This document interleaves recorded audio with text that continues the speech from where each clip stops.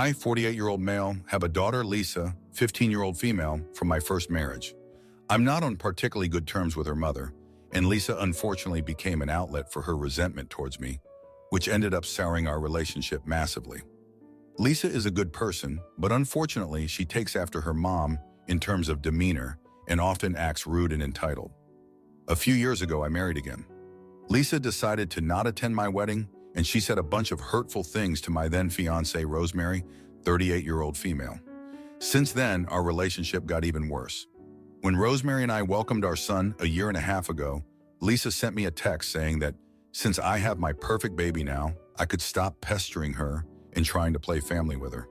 It hurt me deeply, and I ended up distancing myself from her, though I kept sending her $100 a month as her allowance. Recently, we had an unplanned addition to our family. Long story short, Rosemary's sister, who wasn't a good parent to start with, terminated her custody rights over her son Blake, 17-year-old male. Rosemary and I decided to take Blake in. Unfortunately, a few years ago, Blake got in a horrible car wreck that left him permanently disabled. Luckily, he can somewhat walk and doesn't need 24/7 assistance around the house, but that's about it. Blake is an amazing person, and he quickly became a part of our family. I decided to give the $100 allowance to Blake instead. He was beyond happy and grateful. I also made a hard decision and gave him my car. It's a 22 Cadillac Escalade, and I was planning on getting rid of it this year anyway, since Lisa is turning 16 in a month and I wanted to gift it to Lisa. Now it's Blake's car, and he absolutely loves it. He really needed a car because his mobility issues don't let him get around easily anymore, and it changed his life massively. Of course, Lisa didn't like it. When she realized that she wasn't getting any allowance, she called me and asked what's wrong. It was the first call I received from her in a year, if not more. I explained that now when my family had expanded, I'm not having enough money. I'll be still sending her mom the child support payments as per court agreement, but she shouldn't expect anything extra. She asked me about the car since she knew about my plans on giving her a car. I told her that now the situation changed and I no longer could give her a car. I'll admit, what I said next was probably assholish of me, since I told her that I now have 2 children to play family with and asked her to stop pestering me.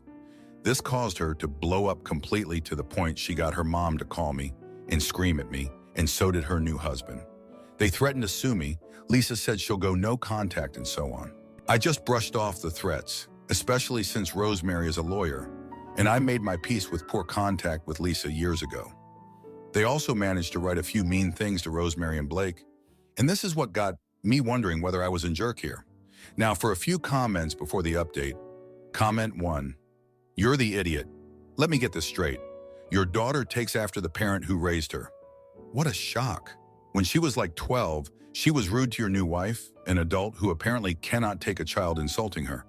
Instead of trying to repair your relationship with your daughter and, make an effort as her father and the adult in the situation, you decided to distance yourself. You then decide to give her an allowance to Blake because, oh right, as you told your daughter, you've decided to literally replace her. Your daughter has every right to be absolutely disappointed in you. You've barely shown up for her as a father. I told her that I now have 2 children to play family with and asked her to stop pestering me. Disgusting. Comment 2. You're the idiot. Lisa was, 12 years old when you got remarried? At that age, it's understandable that she copped an attitude and then felt further alienated after you had another child. But instead of reassuring her that she's still a priority to you, you threw in the towel. Then you doubled down after taking in Blake. Your disdain for Lisa and the hateful way in which you compare her to your ex sucks. Did you promise her the car and then renege? If so, double AH move. Did you ever seek therapy? Enjoy your extra $100 per month and don't act like a victim in the future if you realize how badly you screwed up. Not that I really think you have the capacity to self-reflect. Now, for the update. Hey everyone, thanks for reading. So after that whole blow-up with Lisa, things got even more complicated. A few days after our last conversation, Lisa showed up at my house unannounced. She was furious and demanded to talk. I was taken aback because she hadn't visited in years. Rosemary was out with our son, so it was just me and Blake at home. Lisa barged in and started yelling about how unfair everything was. She was particularly upset about the car, saying it was supposed to be hers and that I had broken my promise.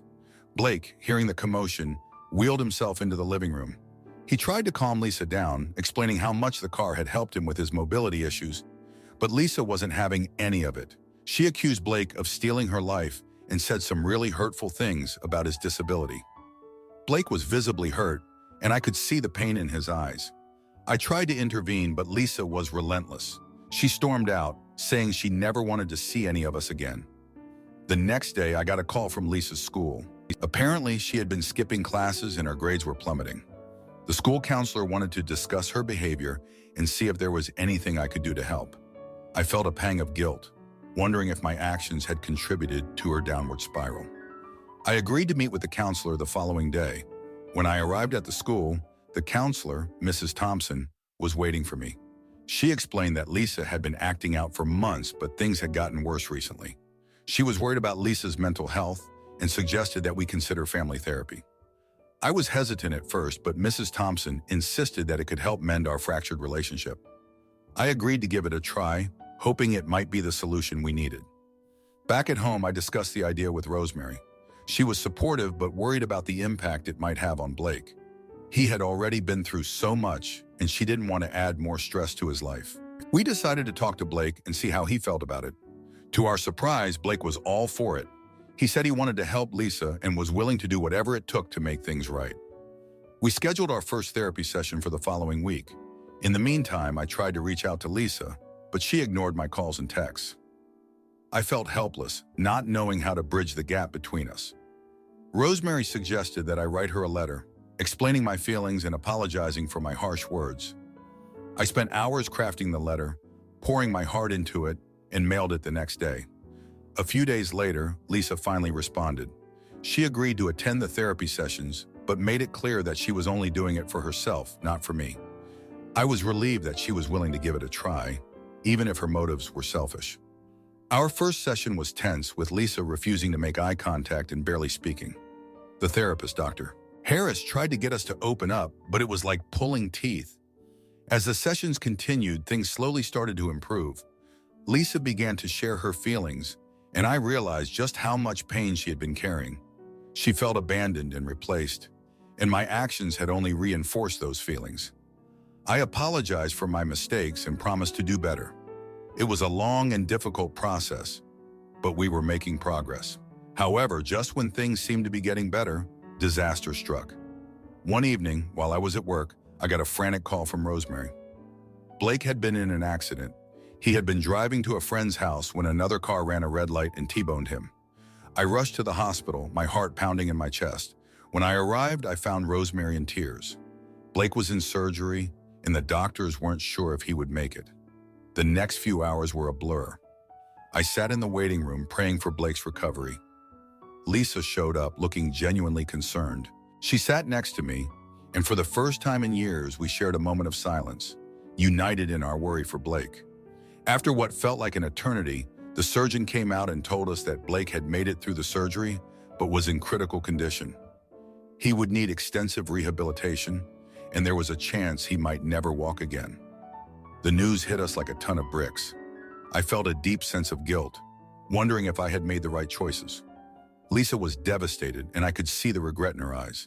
She apologized for her harsh words and promised to be there for Blake during his recovery. It was a small glimmer of hope in an otherwise dark situation. As the days went by, Blake's condition slowly improved.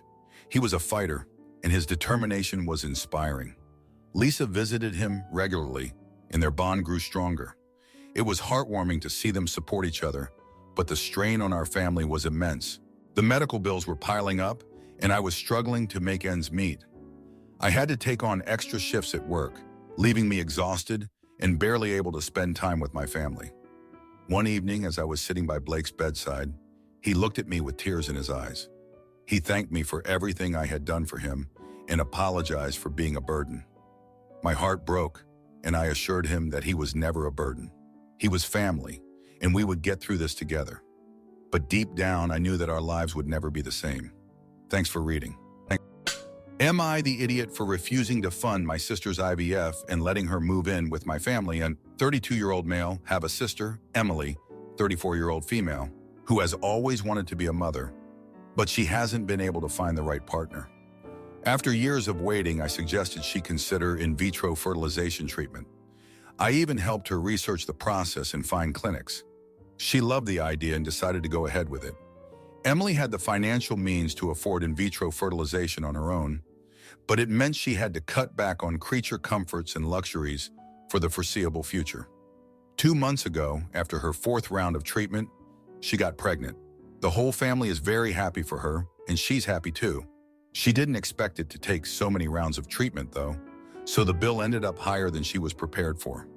She does have enough money to support herself, but not very comfortably. She asked our family for help so she wouldn't have to make even more sacrifices. Our parents are retired and living on a fixed income, so they can't contribute much. This leaves me as her main source of potential financial support. Last week, Emily sat me down and asked me for money. I have no issue with people choosing to be single parents if they can afford it. But I don't believe it's fair to ask others to finance such a personal choice, especially when there are significant long-term financial commitments involved. I have a wife and a newborn son. While we do have some extra money, we're using it to keep our own little family comfortable and save for a bigger house, currently live in a single-bedroom condo. I told Emily that I wouldn't be able to help her foot the bill. Emily was heartbroken and furious. She argued that family is supposed to support each other and that I'm being selfish and judgmental. Our parents are also upset with me, saying that I'm not being a good brother. They think I should help her because she's family and this is her dream. They're especially upset because it was my idea and I helped her research it. I offered to help Emily by letting her eat dinner with us nightly since she lives nearby and letting her use my car, which is cheaper to run since it's electric. She said that's not nearly enough. I have my own family to think about and financial goals to achieve. I feel it's unreasonable to put myself in a difficult financial position for something that is Emily's personal choice, even if I initially suggested it. So am I the idiot for not supporting her financially? To add, my sister is a homeowner with a slightly bigger house than mine, making slightly more money than I do. She can absolutely afford a child. She took from savings to pay for the 4th round of in vitro fertilization and is rebuilding it as fast as possible by not spending. It isn't like she didn't budget, she just doesn't like being frugal. She also did take me up on the offer to temporarily trade cars and eat dinner with my family nightly. In vitro fertilization was not my first suggestion. She wouldn't adopt because she wants a biological child. She did not use donor intrauterine insemination because she wanted pre-implantation genetic testing done to ensure she'd have a boy because that's what she's wanted since high school. I was not involved in her treatment or consultation, and I don't agree with her decision. I helped her research because I was trying to be a good brother. Now for a few comments before the update. Comment 1. Not the idiot. It's not your fault that she went for 4 rounds of in vitro fertilization. She should have stopped when she couldn't afford it anymore. Who goes to the doctor with a blank check? She was irresponsible, and it's not like she's about to be homeless. She just has to make cuts. You have a family to support. The moment she became entitled to your money is where she lost any sympathy from me. You are not her baby daddy. She did this to herself. If she can't handle this level of responsibility now, how is she going to handle real parenthood? Comment 2. Not the idiot, your sister is insanely entitled. And holy eugenics, needing a boy specifically that's also hers biologically. Yeah, I know the term may not quite fit here, but a tailor-made baby of a certain gender and race. Now, for the update. Thanks for all the comments on my last post. So here's what happened next. After our last conversation, Emily and I didn't speak for a couple of days. I thought she needed some space to cool off, but I was wrong. On the 3rd day, she showed up at my door unannounced. She looked exhausted and stressed out. She told me she had been thinking a lot about our conversation and wanted to find a middle ground. She proposed that instead of giving her money directly, I could help her with some of her monthly expenses, like groceries or utilities, until she gets back on her feet. She said this would allow her to save more money without feeling like she's taking a handout. I felt a bit guilty seeing her so desperate, so I agreed to help with her groceries for a few months. I thought this would be a good compromise and wouldn't strain my own finances too much. But here's where I made a mistake. I didn't discuss this new arrangement with my wife beforehand. I just assumed she would be okay with it since it wasn't a huge financial burden. When I told my wife about the new plan, she was livid. She felt blindsided and argued that we should have made the decision together. She was also worried that this would set a precedent and that Emily would keep asking for more help in the future. We had a huge argument, and it put a lot of strain on our relationship. My wife felt like I was prioritizing Emily's needs over our own families, and I couldn't entirely disagree with her. Meanwhile, Emily started coming over more frequently, not just for dinner, but also to hang out and talk. She seemed to be using our home as an escape from her own stress. At first, it was nice to have her around, but it quickly became overwhelming. She would stay late into the night, venting about her worries and fears about being a single mom. My wife felt like our home was no longer our sanctuary, and I started to feel the same way. One evening, Emily brought up the idea of moving in with us temporarily to save even more money. She said it would only be for a few months until she felt more financially stable. I was taken aback and didn't know how to respond. I told her I needed to discuss it with my wife first. When I brought it up to my wife, she was furious. She felt like Emily was taking advantage of our kindness and that I was enabling her. We had another big fight, and my wife threatened to leave with our son if Emily moved in. Feeling trapped, I told Emily that moving in wasn't an option. She was devastated and accused me of not caring about her or her baby. She said I was abandoning her in her time of need and that she didn't know how she would manage without my help. I felt torn between my sister and my wife, and it was tearing me apart. A few days later, Emily stopped coming over for dinner and barely responded to my texts. I thought she was giving us space, but then I found out from our parents that she had been struggling more than she let on. She had been skipping meals to save money and was falling behind on her bills. Our parents were worried about her health and the baby's well-being, and they blamed me for not doing more to help. Feeling guilty, I decided to visit Emily and see how she was doing. When I got to her house, I was shocked by what I saw. Her usually tidy home was a mess, and she looked like she hadn't slept in days.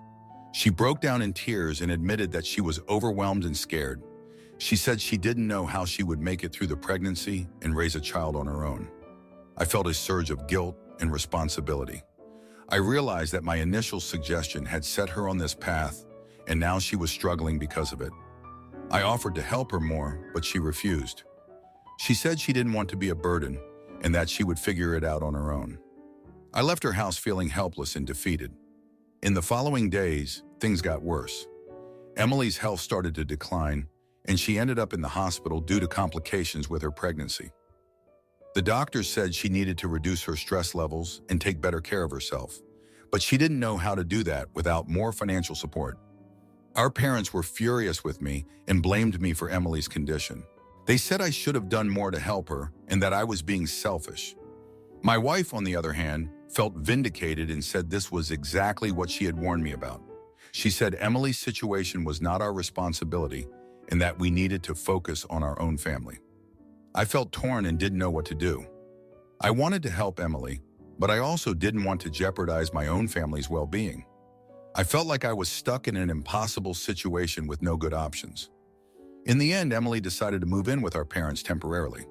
They offered to help her as much as they could, even though they were on a fixed income. I felt relieved that she had some support, but I also felt guilty for not being able to do more. Looking back, I realized that my mistake was not communicating better with my wife and not setting clear boundaries with Emily from the beginning. I wanted to be a good brother, but I ended up causing more harm than good. I don't know what the future holds for Emily and her baby, but I hope she can find the strength to get through this difficult time. Thanks for reading.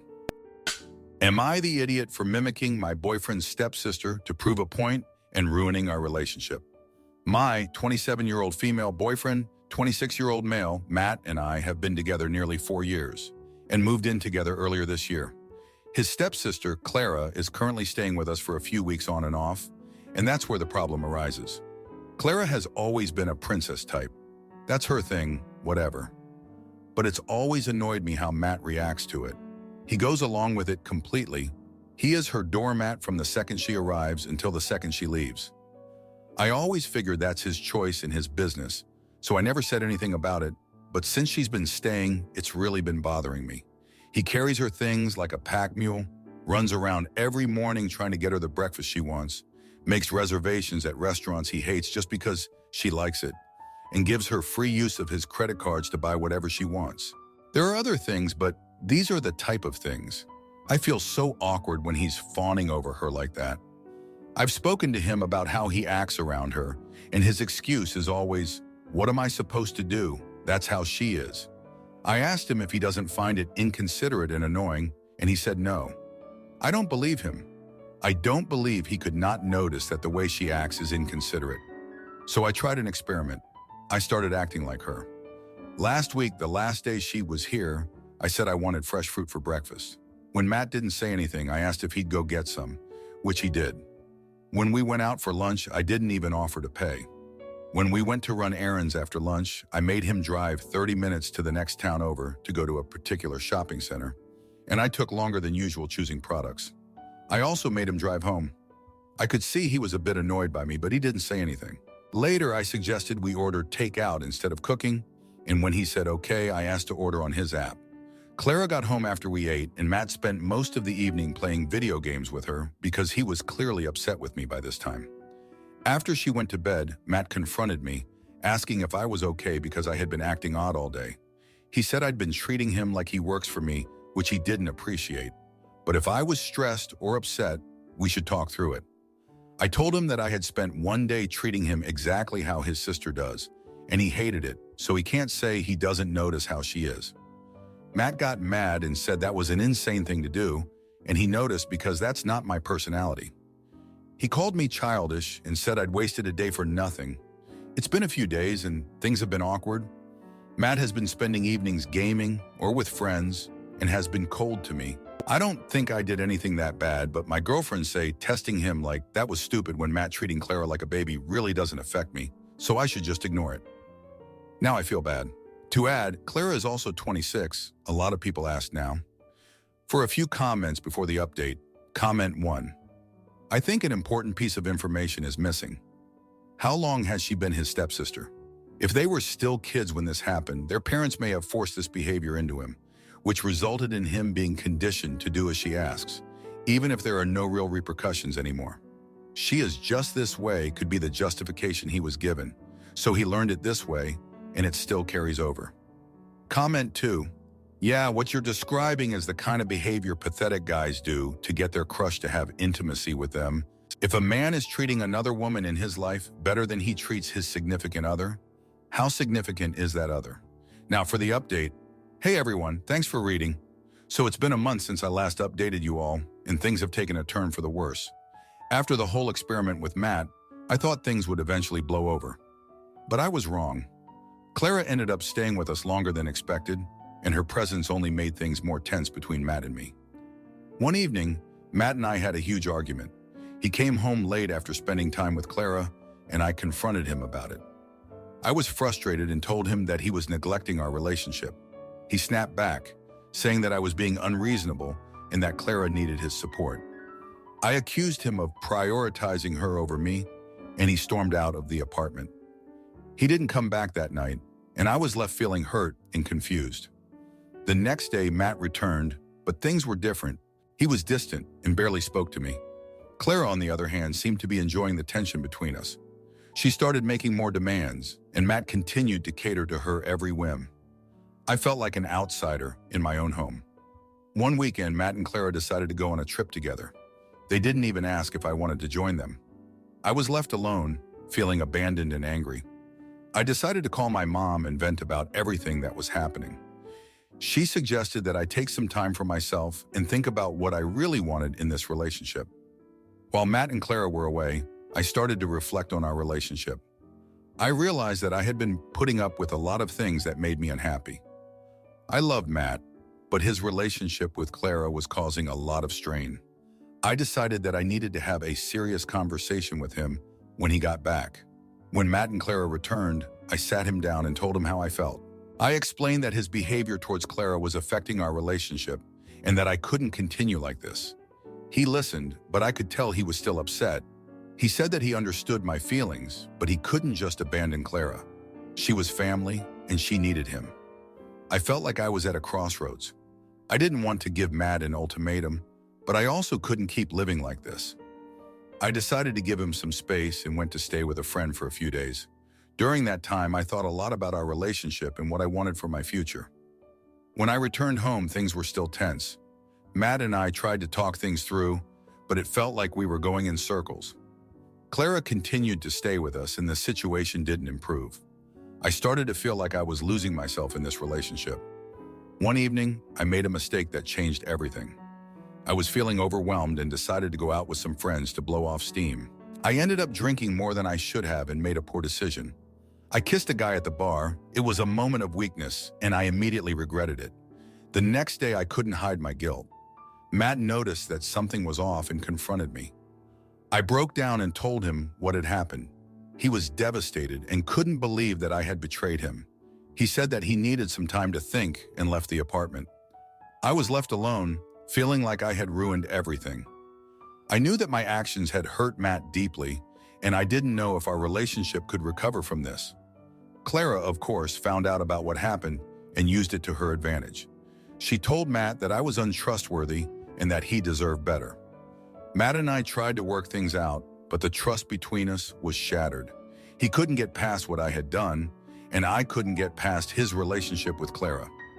We decided to take a break and see if some time apart would help us figure things out. During this time, I started to reflect on my own actions and the choices I had made.